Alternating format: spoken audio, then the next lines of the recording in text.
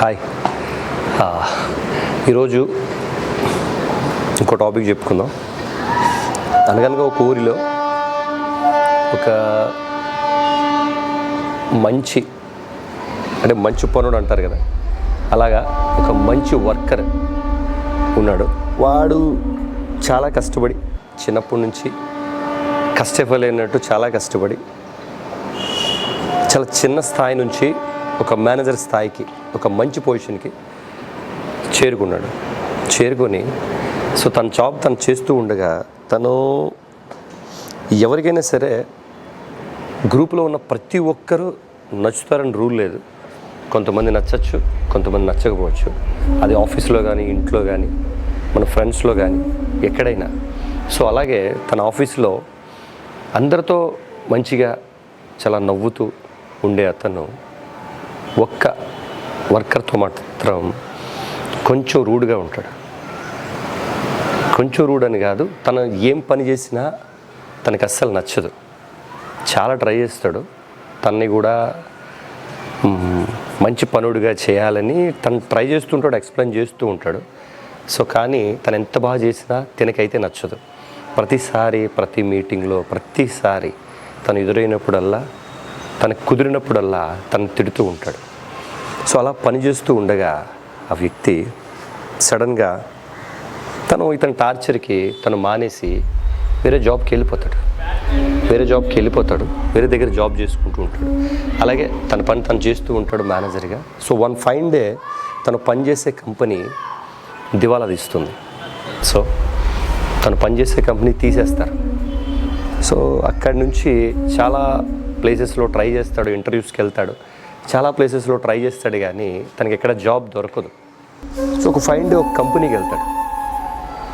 ఒక కంపెనీకి వెళ్ళి ఇంటర్వ్యూ దగ్గర కూర్చుంటే తనకి ఒక అతను తీసుకొచ్చి వాటర్ ఇస్తాడు, మంచినీళ్ళు ఇస్తాడు. సో తను చూసి షాక్ అవుతాడు. వీడేంటి ఇక్కడ ఉన్నాడు, అంటే వీడి కంపెనీలో చేస్తున్నాడా అని. తను పలకరించడానికి కూడా తనకు చాలా నామోషిగా ఉండి తను పలకరించడు, కానీ తను మాత్రం నమస్తే సార్ ఎలా ఉన్నారు అని అడుగుతాడు. సో వాటర్ తాగుతాడు, లోపలికి వెళ్తాడు, ఇంటర్వ్యూ చేస్తారు తను మళ్ళీ మేనేజర్ పోస్ట్కి వెళ్తాడు. సో మళ్ళీ ఇంటర్వ్యూ చేస్తాడు. అంతట్లోకి మళ్ళీ ఎవరైతే తనకి వాటర్ ఇచ్చాడో తను మళ్ళీ లోపలికి వచ్చి అక్కడ కూర్చున్న మేనేజర్కి ఇంకా వాళ్ళందరికీ కూడా మంచినీళ్ళు ఇస్తాడు. మంచినీళ్ళు ఇచ్చి ఒకసారి తను చూసి నవ్వి వెళ్ళిపోతాడు బయటికి. వెళ్ళిపోయిన తర్వాత ఇంటర్వ్యూ పూర్తయిపోయిన తర్వాత ఇతనికి చెప్తారు, మేము మళ్ళీ కాల్ చేస్తాం, అప్పుడు మీరు వద్దురు కానీ అనేసి అంటారు. ఆయన అడుగుతాడు, సార్ నేను సెలెక్ట్ అయినట్ట కానట్ట. సో మీకు కాల్ చేసి చెప్తాం అంటారు. అంటే తను వెళ్ళిపోతాడు. తర్వాత ఎవరైతే మంచినీళ్ళు ఇచ్చారో అతన్ని పిలిచి, ఎందుకు నువ్వు అతను చూసి నవ్వావు, తను నీకు ముందే తెలుసా అని ఆ ఎండి అడుగుతాడు. ఆ ఎండి అడిగినప్పుడు, సార్ ఆయనతో నేను వర్క్ చేశాను సార్, ఆయన మేనేజర్గా నేను ఇదే ప్యూన్గా నేను వర్క్ చేశాను సార్ అని చెప్తాడు. సో అతను అడుగుతాడు, తను ఎలాంటి వాడు, తన సర్టిఫికేట్స్ చూస్తే బాగానే ఉన్నాయి, కానీ ఎందుకో తనకంటే బెటర్గా ఉన్నవాళ్ళు ఇంకా ఈ ఇంటర్వ్యూకి వచ్చిన వాళ్ళు ఉన్నారు అని అనిపిస్తుంది. సో తను ఎలాంటి వాడు అని ఆ ప్యూన్ అడుగుతాడు ఆ ఎండి. ఆ ఎండి అంటాడు, తను చాలా మంచివాడు సార్, తను చాలా సిన్సియర్ వర్క్లో, పనిలో తన సొంత పనిని ప్రతిదీ చేస్తూ ఉంటాడు అని చెప్తాడు. సో అప్పుడు వేరే వాళ్ళకి ఇవ్వవలసిన ఉద్యోగం ఇతనికి ఫిక్స్ చేస్తారు. అప్పుడు తనకు కాల్ చేసి చెప్తారు, నీకు జాబ్ వచ్చింది, నీకు జాబ్ కన్ఫర్మ్ అయింది, మీరు 1st తారీఖు నుంచి వచ్చి మీరు జాబ్లో జాయిన్ అవ్వచ్చు అని. సో ఆ హ్యాపీనెస్తో బయటికి వెళ్తాడు. తను బయటికి వెళ్ళి ఫ్రెండ్స్తో షేర్ చేసుకుందామని బయటికి వెళ్ళి ఒక ప్రిన్సెస్లో కూర్చొని కాఫీ తాగుతూ ఉంటారు. అటుమూలనే డ్యూటీ అయిపోయి ఆ ప్యూను సైకిల్ మీద వెళ్తూ ఉంటే తను పిలుస్తాడు. తను పిలిచి, చూసావా, మనిషిలో క్యాలిబర్ ఉంటే ఎటువంటి చోటన పని దొరుకుతుంది. నువ్వు చేసే ఆఫీస్లో నాకు కూడా పని వచ్చింది, ఇంకా నువ్వు అలానే పని చేస్తున్నావా? సరిగా పని చేస్తున్నావా? ఇప్పుడు మళ్ళీ నేను నీ బాస్ని అని అంటాడు అతను నవ్వుకొని వెళ్ళిపోతాడు ఆ ప్యూను. కట్ చేస్తే తను 1వ తారీఖు ఆఫీస్కి వెళ్తాడు. ఆఫీస్కి వెళ్తే తన ఎండి తను ఏం చేయాలి, తన సీట్ చూపిస్తాడు, తన సిస్టమ్ చూపిస్తాడు, తను ఏం చేయాలో చూస్తాడు, అన్నీ చూస్తాడు. తన సీట్లో తను కూర్చొని ఉంటాడు. తను కూర్చుని ఉన్న తర్వాత తను మళ్ళీ కాఫీ తీసుకొస్తాడు. కాఫీ తీసుకొచ్చి కాఫీ ఇస్తాడు. కాఫీ తాగుతూ ఉంటాడు. తాగుతూ ఉంటే ఎండి పిలుస్తాడు సడన్గా కాల్ చేసి. లోపల క్యాబిన్లోకి వెళ్తాడు. క్యాబిన్లోకి వెళ్తే తన పేరు సూర్య. మిస్టర్ సూర్య, నువ్వు ముందు ఎలాంటి చోట వర్క్ చేసావో నాకు తెలీదు, కానీ నీకంటే బెటర్ క్యాలిబర్ ఉన్న వాళ్ళు, బెటర్ పర్సన్స్ నీతో పాటు ఇంటర్వ్యూకి వచ్చారు. కానీ నీకు ఈ జాబ్ రావడానికి కారణం నా ప్యూను రాజు. సో తను నీ యొక్క పర్సనల్ వ్యక్తిత్వం కోసం, అంటే మీరు ఎలాంటి వారో చెప్పకపోతే ఈ జాబ్ మీకు వచ్చేది కాదు, వేరే వాళ్ళకి వెళ్ళిపోయేది అని ఆ ఎండి చెప్తాడు. తనకి ఒక్కసారిగా ఏం మాట్లాడాలో తెలీదు, ఎలా రియాక్ట్ అవ్వాలో తెలీదు. వచ్చి తన సీట్లో తను కూర్చొని ఉంటాడు. తన సీట్లో కూర్చొని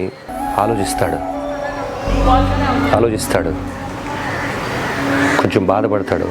ఇటువంటి వ్యక్తినా నేను హెరాస్ చేసింది, ఇటువంటి వ్యక్తినా నేను ఇబ్బంది పెట్టింది, మళ్ళీ జాబ్ వచ్చిందని ఇతనికే నేను గర్వంగా గొప్పగా చెప్పుకున్నానా, తనే ఈరోజు నన్ను సజెస్ట్ చేయకపోతే ఇంత మంచి కంపెనీలో నాకు మళ్ళీ తిరిగి జాబ్ రాదు అని తను ఆలోచిస్తాడు.